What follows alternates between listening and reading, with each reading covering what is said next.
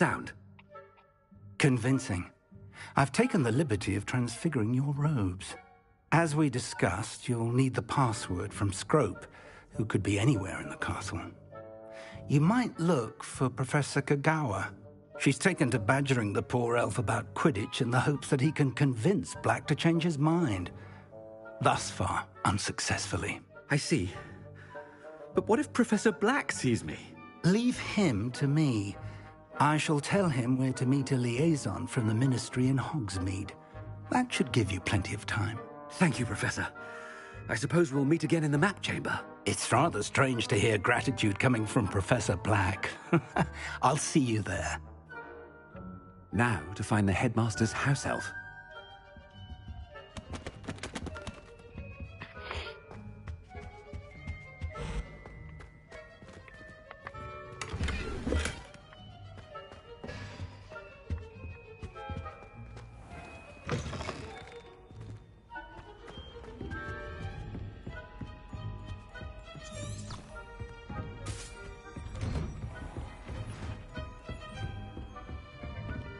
Professor, a moment of your time. Professor, I was hoping to catch you.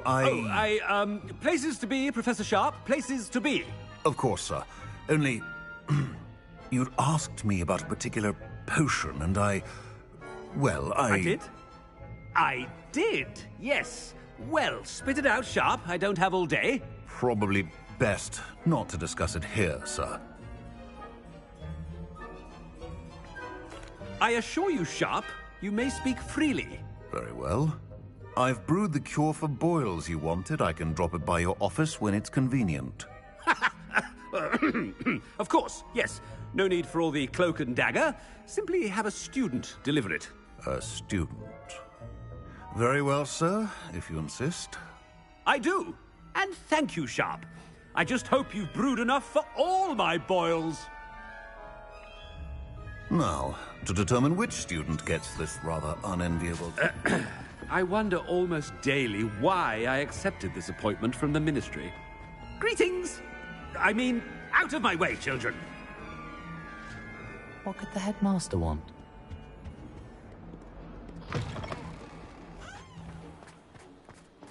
Ah!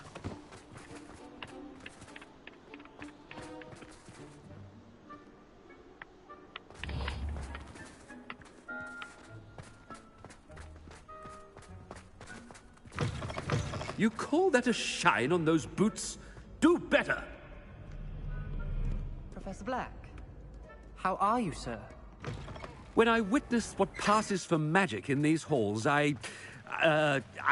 Professor, a word?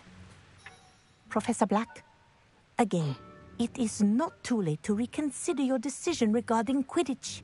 We could still have trials and a somewhat shortened season. It would be better than none at all. But the injury, Madam Kagawa. Professor, more than one student has taken a bludger to the head on our pitch. I dare say it knocked some sense into them. And they're fine now. The fact that it happened to be a pureblood, well, that's no reason to... What nonsense! That you would trivialize the health of a student over a silly game. A silly game? You are quite impossible sometimes.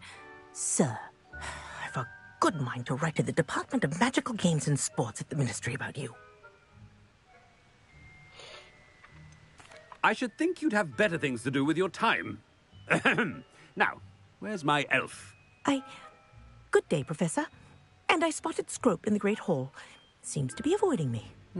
I wonder why. Good day, Madam Kagawa.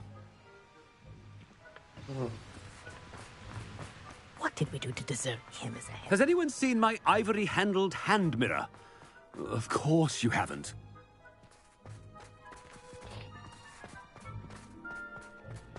I spend the entire day. The headmaster. I hope it's not about anything I've been doing.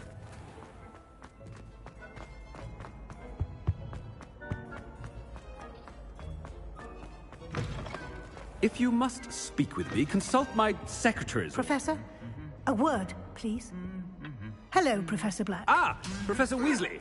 How delightful to see you. Sir? Since I have you here, I wonder if I might, speak with you about Professor Fig. Oh, very well. I've decided to give him a bit more, leeway with his time. Leeway, Professor? Are you sure that's wise? I confess I do worry for his students. He's rarely here as it is.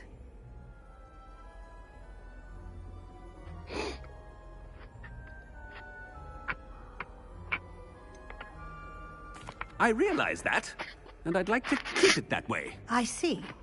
But, sir, if I may, I am wary of how much time the new fifth year seems to be spending away from the castle, supposedly on Professor Fig's behalf. I've heard unsettling rumors of their escapades. Everything from sneaking into the Forbidden Forest to confronting Ranrock's loyalists and Rookwood's lot. What? Goodness. You cannot believe everything you hear, Professor. No, you cannot. I mean, I shall keep an eye on Fig. You simply keep doing the wonderful job that you're doing. Simply wonderful. Thank you. But I'm happy to look into... Good. That'll be all, Weasley. I mean, Professor Weasley. Good day.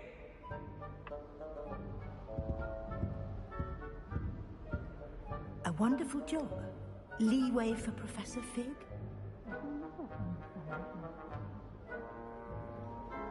That ought to give Professor Fig some breathing room.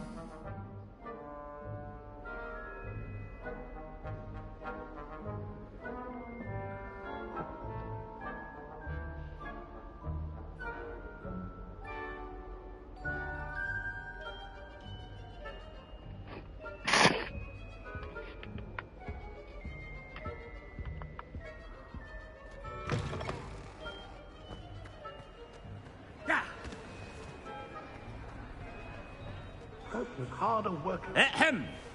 Scrope! Oh, greetings, Master. Remind me of the password to my office. Oh, but Master made Scrope swear never to tell anyone, even Master himself. How dare you question me? I've a mind to give you a matching set of ears. Yes, sir. Of course, sir. Scrope begs forgiveness. It is the Black family motto, Master. Right. Of course. Master does remember it.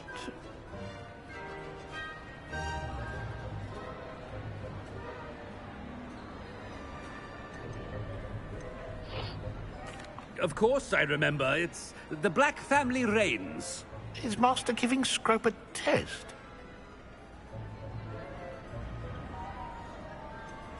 It's pure bloods forever, isn't it?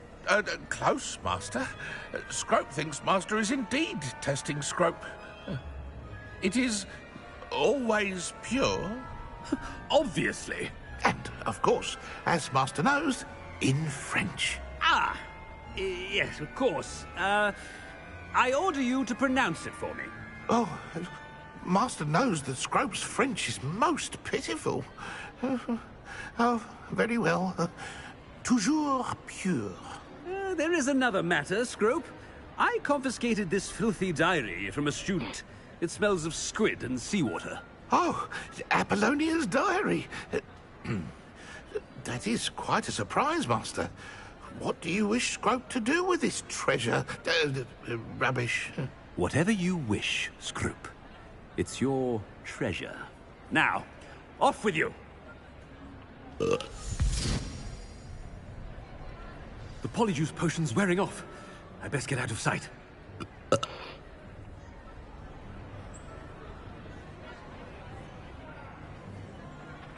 No.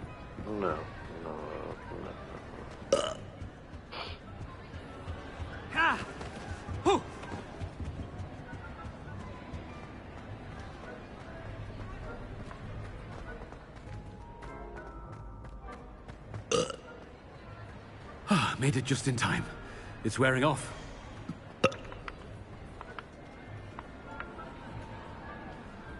Fig was right.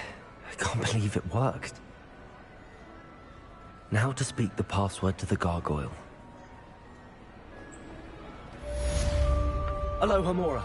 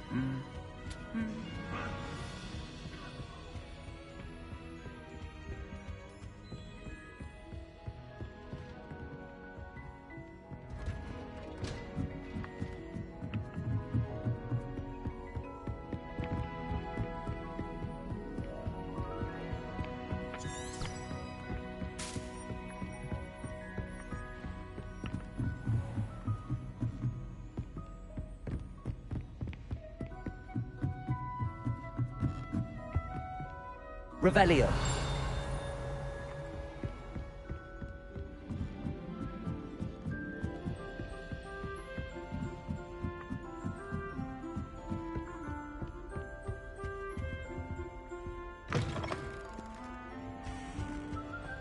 The gargoyle. That's where I need to speak the password.